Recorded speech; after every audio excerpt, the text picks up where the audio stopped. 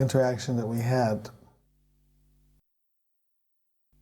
There was a palpable consciousness that this was the fulfillment of Srila Bhaktivinoda Thakur's prophecy that the devotees from the East and the West would meet in the birthplace of Lord Chaitanya and perform Harinam, Sankirtan.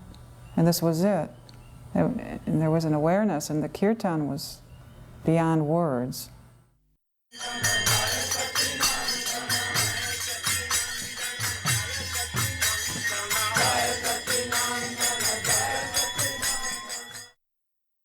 This is the birthplace temple.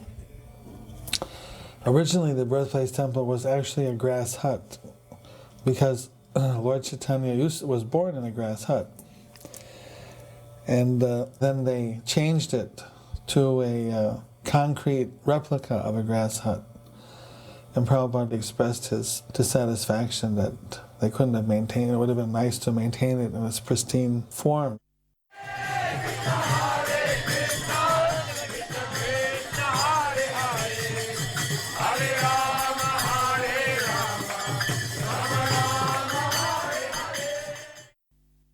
Mayapur was a cow shed and a cement go-down and a construction site.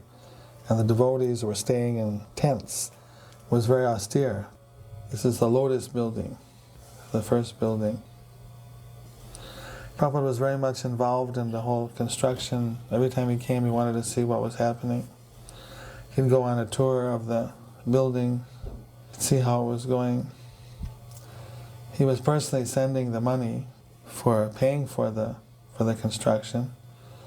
He would get donations and he would send it.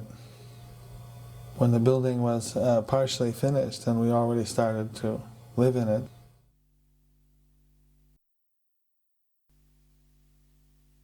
Radhamadava were in the bhajan kutir. Then we built this little kind of a shed just to the side of the bhajan kutir where the arti is going on. There's a lot of people there because that was Gopurnima festival. But previously, no one was coming to Mayapur. The whole of 72, practically nobody came. And more or less I knew everybody that was walking down that road. And there were no visitors, they were all just local people.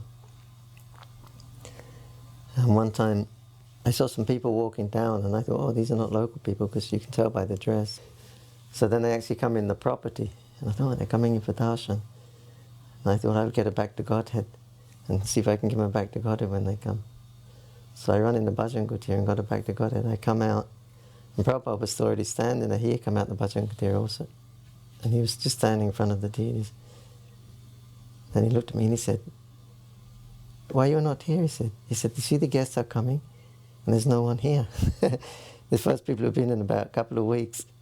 He said, no one is here. He said, people are coming. He said, you should be here. I said, I just want to get back to Godhead, Prabhupada, and I just come out. And then he was kind of looking at me and it seemed to be saying, what are you making all these excuses for? He was kind of smiling. I remember the first time I gave Prabhupada Charnamrita there, and my hand was shaking uncontrollably. And I was looking at my hand, I was thinking, why is it happening like this? It never happened before like that. It was really just uncontrollably shaking.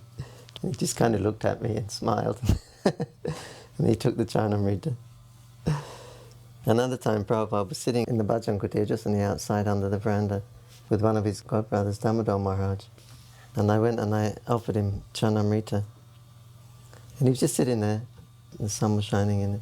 And he just put his head back and he opened his mouth. And then he let me pour the Charnamrita into his mouth. Then Damodar Maharaj, his godbrother, did the same thing. He just put his head back and opened his mouth, and I was pouring Charnamrita in. But it was kind of a strange experience because, you know, Prabhupada, he was our Lord and Master and the big father figure, protector and everything, and then he's kind of acting like a little baby, and you have to feed him. It was a new experience that I had with Prabhupada. Prabhupada really liked Mayapur. You know, he seemed really relaxed in Mayapur when we would come. I remember the one time we went up to his quarters when he first got there, and of course I'd follow him in, setting everything up, and he was just looking out his window. You know, his windows, of course, were on each side of his room. So he walked in his door, front door, and he just looked out his window, and you know, then it was just stretches of fields everywhere. There was It was wide open and very tranquil, very peaceful. And he would just chant, and look out there. And one time he turned, and he just looked at me and he smiled and he said, "So, Srila Kirti Maharaj, you like it here in Mayapur?" And I said, "Yes, Prabhupada, very much." The way his quarters was set up there, they had the padding, across the entire room. So sometimes you could go in there in the middle of the day and Prabhupada would just be laying on the floor and he'd have his feet over the big bolster pillows that were against the walls. He would just move one out a little bit, so he'd just have his legs hanging over the bolster pillow and he'd just be relaxing. And his morning walk was always right outside his room. As soon as he'd go down the steps, he was already on his walk, right? But he also always knew everything that was, who was around, who wasn't around, who was missing the walk. Because sometimes if he was going out, get down to the bottom of the stairs and he would ask, "Where's such and such? Where's this devotee? Where's that devotee?" One time he asked, he said, I don't know who it was, he said, "Where's this devotee?" And someone said, "Oh, he's sick, Prabhupada." Prabhupada kind of chuckled. And I said, "Yes, Prabhupada, I think he has morning sickness." And then Prabhupada laughed. He said, "Yes, that is the difficulty." Expected everyone to be up in the morning. And he never minimized that. Always did the opposite, even with the people that traveled with him. Because we were the ones affected too by that, so-called jet lag and stuff as he traveled around, but he wasn't interested in hearing about it. Prabhupada was so happy that we had cows. He said, "This is very auspicious." He said, "If the cows are grazing on the land where we're going to build the temple, then by passing cow dung and walking over the land, it's going to make it very auspicious for the temple."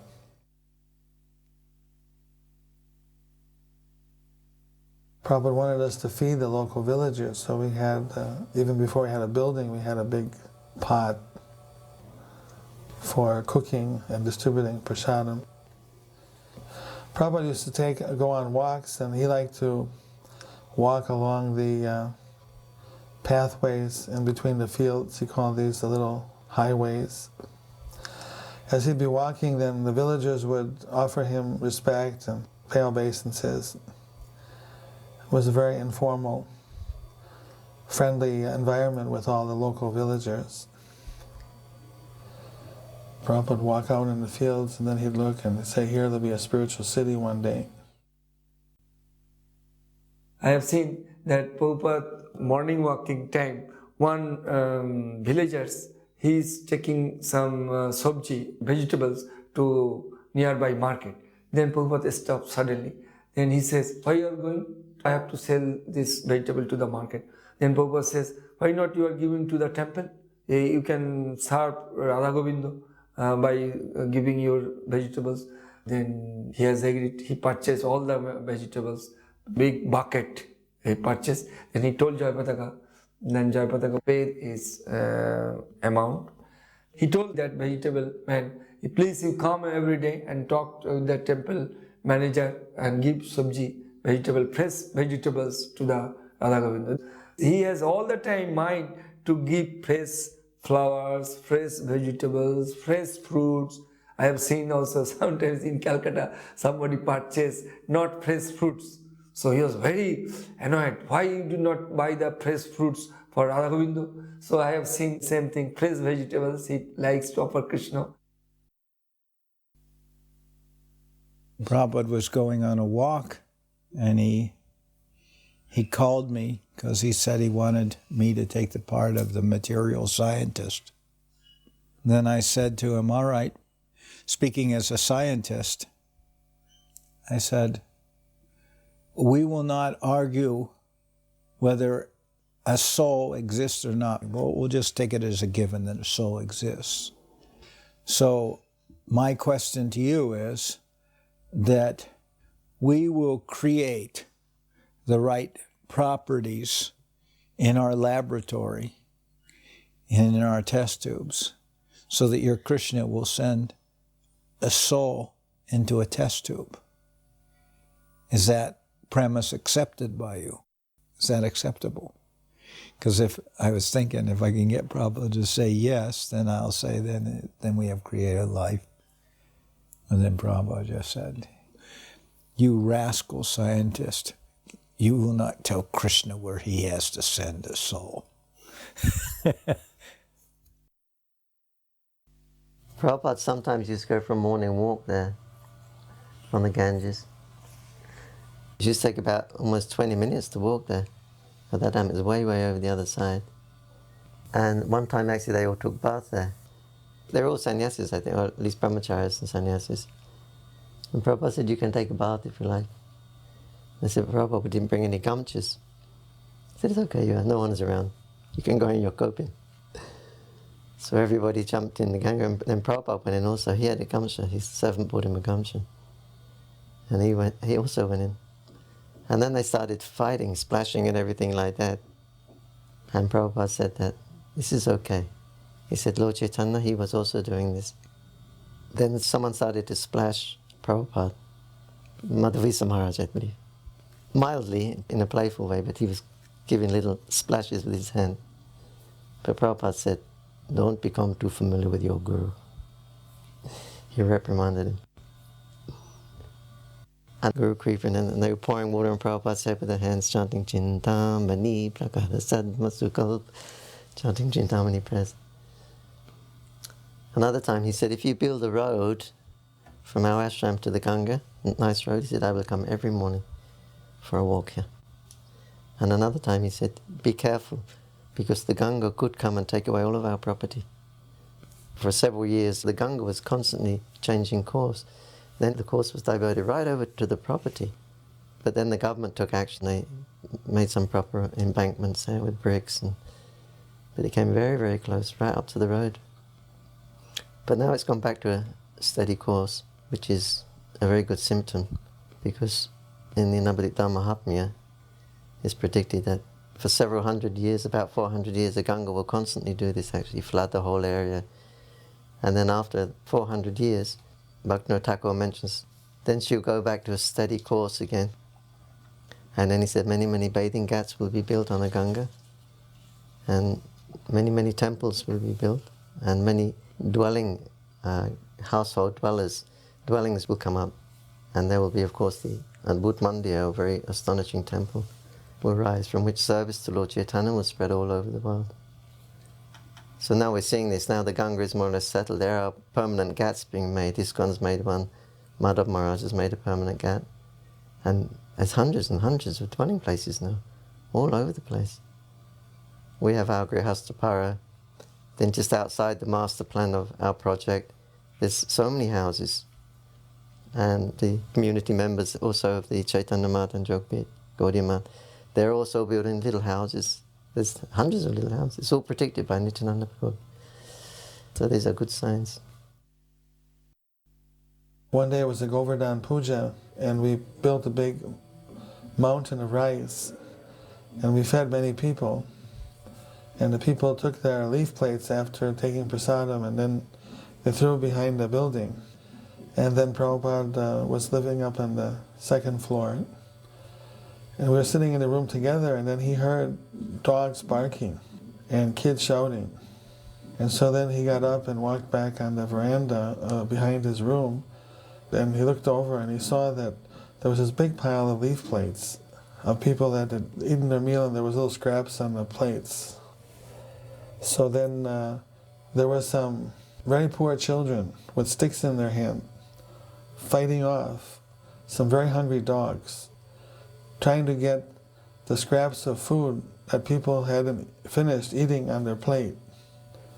When Prabhupada saw that how these children were so hungry that they had to eat the things that people threw away, and how they were fighting with the dogs to get these scraps of food, tears swelled in his eyes, and he said, we had to see that nobody goes hungry within a 10-mile radius.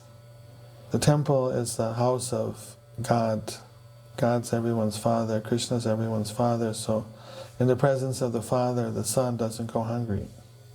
So like that, we have to make an arrangement that people get fed. And so that was inspiration for regular prasadam distribution.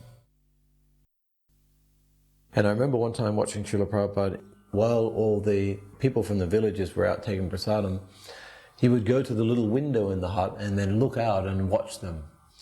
And then I would remember the verse, Chatu Vidhasri Bhagavat Prasada, that the spiritual master is very satisfied if he sees the devotees taking prasadam. And he looked very happy, he looked very satisfied. Prabhupada was trying to involve his god brothers and work cooperatively with them. Especially he made a lot of effort with Bhakti Rakshak Sridhar Maharaj because they were very old friends. He used to come and visit Prabhupada in his house and stay at their guest house. So he was inviting him to come even to the west and see the temple, see how the preaching was going on. But he declined, he said it was too far. So he invited him to come over to Mayapur. So he agreed to come. So then Prabhupada had him share a seat on the Vyasasan with him. And he was very, very accommodating and loving to him. Prabhupada invited all of his godbrothers to come, and they were all coming, one at a time or two at a time, throughout that whole morning. And he spoke to everyone, and he said exactly the same thing to everyone. He said, we're having some success in our preaching, and so we have some good facilities now. And he said, and you are all experienced preachers. You have been trained by our Prabhupada. He said, so I have all these buses coming out. It's that time when they were bringing all those Mercedes buses. He said, I have many buses. So I can give you all a bus, and I will give you men. And you just go out and preach. He said, if you have any problem in your temple maintenance, he said, I will also give you men for your temples and to help you maintain in the temple. He said, there's only one condition. He said, that you distribute my books. My books are to be distributed on these parties. He said, but you will lead, you will preach. Unfortunately, not one of them accepted his offer. And Prabhupada really tried to get them to work together again.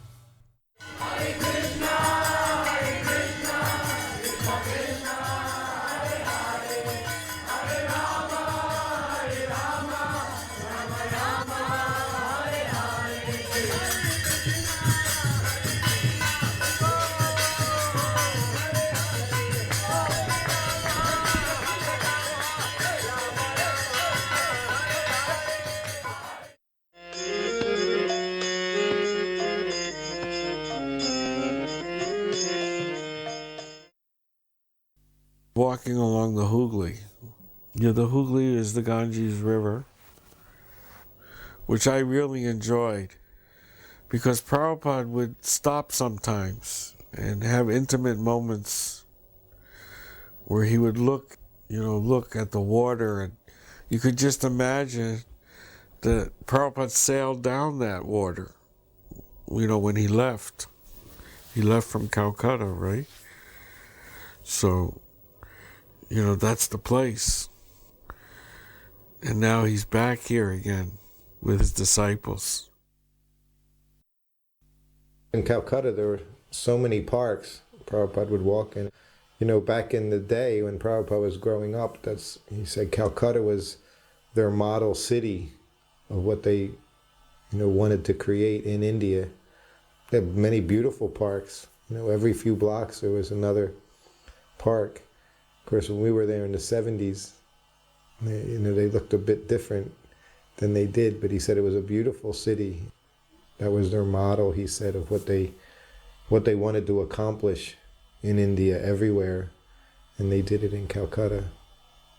Once Prabhupada said on a walk that he remembers when he was young, seeing Mahatma Gandhi, with so many people surrounding him, thousands and thousands of people. And he said he thought sometime he wanted to be surrounded by followers like that. Prabhupada used to take his morning walk quite often in a little park just around the corner to the temple. I think it's called Das Priya Park. And there was a lake in the middle of that park. So Prabhupada would walk around that lake a few times. So on this one occasion, quite a large number of devotees came for the walk, maybe as many as 40. And Prabhupada was walking around, not saying anything, just walking around the park, and he would come back to the starting point where there was a little gate which we would go through, and then he would set off again. Prabhupada wasn't speaking anything, he was chanting japa.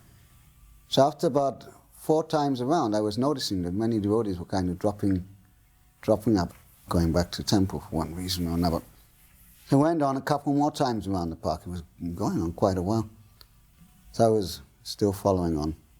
And it got down to the point where there was about 6 of us left. And we're going around, and suddenly Prabhupada stopped and turned around, looked at us, and he said, oh, all the others have given up. He said, just see how easily we give up. And then he was very silent and turned around and started walking again. And we followed him. Then when he came back to the gate, we went back to the temple. I was in Srila Prabhupada's room with him in Calcutta. I was a temple president there, so I got access to Srila Prabhupada. So I went in, and one day I was just there with him alone, and for some reason I asked this question. I don't know why, but I did. I said, Srila Prabhupada, when you leave us, who will succeed you? And he said, that will be revealed to you. And then he looked at me, he said, you'll become guru. And then he said, I want all of my disciples to become guru. And then he said, Jare deko tahe kaha Krishna upadesh, amara agyai guru han thara edesh, which is the verse that Lord Chaitanya Mahaprabhu spoke to the South Indian Brahmin, I think it was Venkata when he left South India, and he was lamenting, what am I to do? And Lord Chaitanya said, whoever you see, tell them about Krishna. Whoever you speak to, tell them about the instructions of Krishna given in the Srimad Bhagavatam and the Bhagavad Gita. And on my order, you deliver this land. So Prabhupada quoted that verse. He said, this is how this Krishna consciousness movement will be spread. I was one of the few foreigners who learned how to drive in India. Mainly because I drove our vans, and I don't think there was very many others who drove Prabhupada in India. Prabhupada usually had a driver. But anyway, we drove, and Yadabar, one day he accompanied us with Rupanuga. It's just Rupanuga, me, and you. And there was very few of us, so there was no talking.